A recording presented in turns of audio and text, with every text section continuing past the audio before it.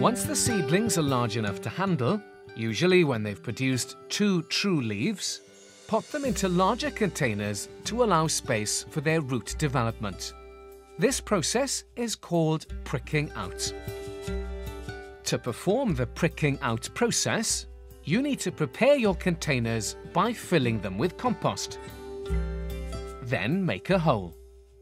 Carefully lift the seedling by their embryonic first leaves so as not to damage the stem. You'll notice some baby leaves below the true leaves. These are what are known as the embryonic first leaves or cotyledon leaves. They contain stored food reserves for the seed and by now would have done their job in feeding the plant. It's best to remove the seedling from the seed tray by holding these cotyledon leaves, as it doesn't matter if these get damaged during the process. Gently place the roots into the hole. Then water using a fine spray or place in a water trough. Place the seedlings back into the same growing environment in order to prevent shock. The next stage is called hardening off. This is when you prepare the plant for its final growing conditions outside.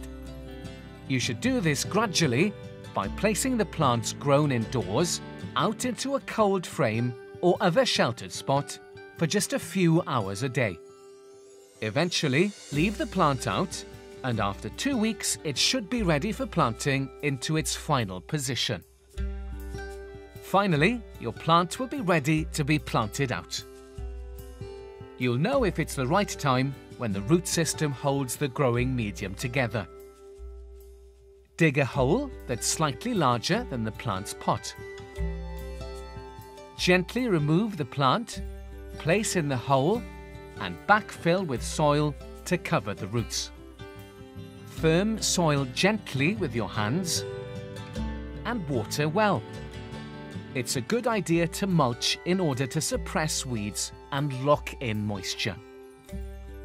Once you've planted out your vegetable plants, remember to weed and protect them from pests and disease to ensure that you enjoy a plentiful crop of your favourite homegrown vegetables.